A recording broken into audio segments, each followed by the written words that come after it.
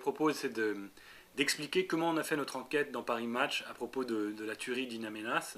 On s'est appuyé évidemment sur beaucoup de sources en Algérie et dans le reste du Maghreb, beaucoup de témoignages de survivants, mais aussi, parce que c'est la force de Paris Match, des images. Et c'est des images exclusives qui racontent l'histoire de façon très forte.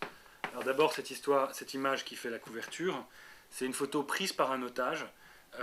Les preneurs d'otages ont menacé quiconque prendrait des photos, du coup il a caché son appareil dans sa main, d'où le fait qu'on voit son doigt qui masque le bord de son appareil photo. Et dessus, on voit les preneurs d'otages, un groupe d'otages dont lui nous dit qu'ils étaient japonais, le drapeau du djihad qui sont allés dresser sur un lampadaire, et pas mal d'armements, des mortiers, des caisses de munitions. Et à droite, on voit des otages occidentaux. Et ça se passe dans la base vie, le mercredi du kidnapping, de la prise d'otage, vers 13h50. La deuxième photo est une photo similaire, qui est prise sous un angle différent, et on y voit une Jeep blanche complètement défoncée. Alors cette Jeep blanche, selon plusieurs témoins, c'est la voiture dont se sont servis les terroristes pour défoncer la grille d'entrée de la base. La troisième photo qu'on a remontre la Jeep défoncée qui a fait voiture bélier, et montre un minibus, enfin un bus de taille moyenne, qui bloque l'entrée de la base d'In Amenas. En fait, ce bus-là a servi de barricade pour empêcher aux prisonniers de sortir et pour empêcher aux gendarmes algériens présents en fait, dès les premières heures autour de la base, vie, de rentrer.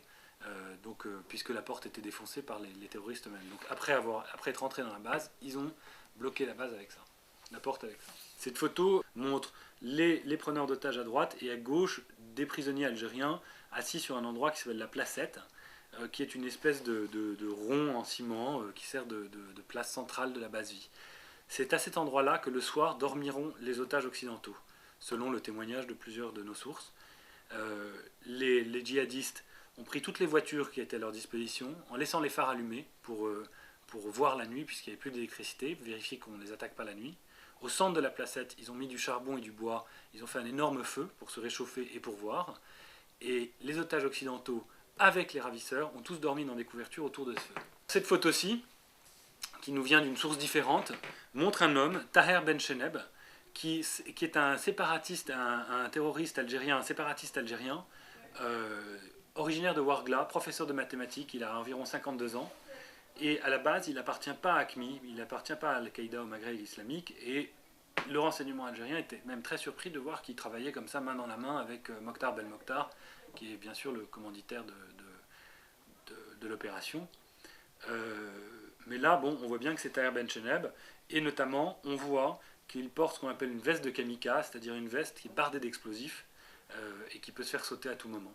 Ça correspond d'ailleurs notamment avec le témoignage de plusieurs otages qui nous ont dit qu'avec les étrangers, il y avait constamment au moins un djihadiste prêt à l'explosion suicide.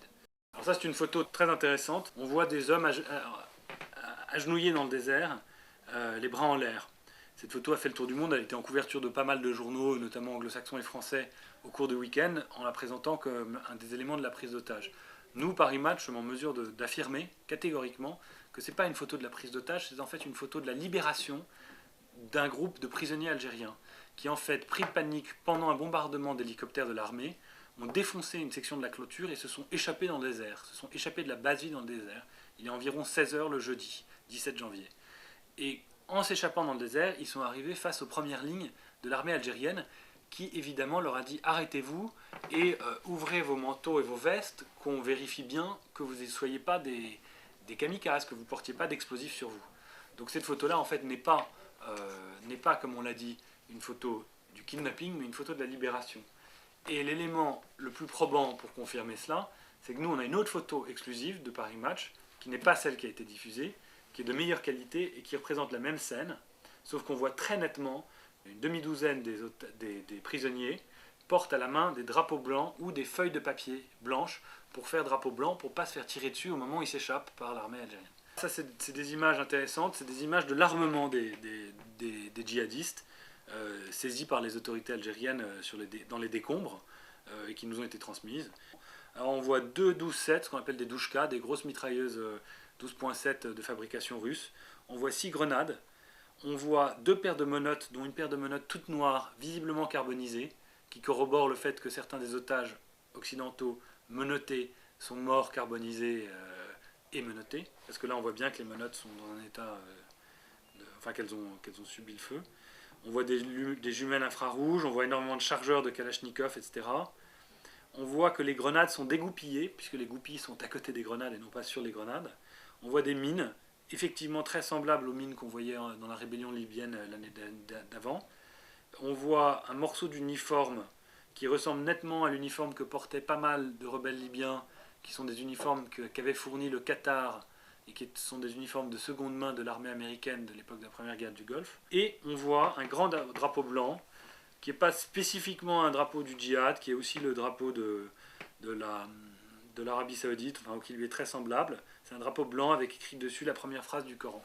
Sur l'autre photo, qui est celle qui fait la couverture de Paris Match cette semaine, on voit le drapeau noir, mais plusieurs témoins otages nous ont dit qu'il y avait un drapeau noir à un endroit et un drapeau blanc à l'autre, et on le voit ici sur ces photos. Toutes ces photos, qu'évidemment nous avons aussi utilisées pour recroiser avec nos sources, à la fois rescapées et à la fois sécuritaires, mais aussi évidemment l'un des porte-parole d'AQMI, enfin même le porte-parole de Belmokhtar, Joulaïbib, qui nous a parlé plusieurs fois au cours de l'opération, nous permettent en fait d'écrire dans Paris Match un déroulé très précis et heure par heure de la tragédie d'In Amenas jusqu'à son dénouement samedi après-midi.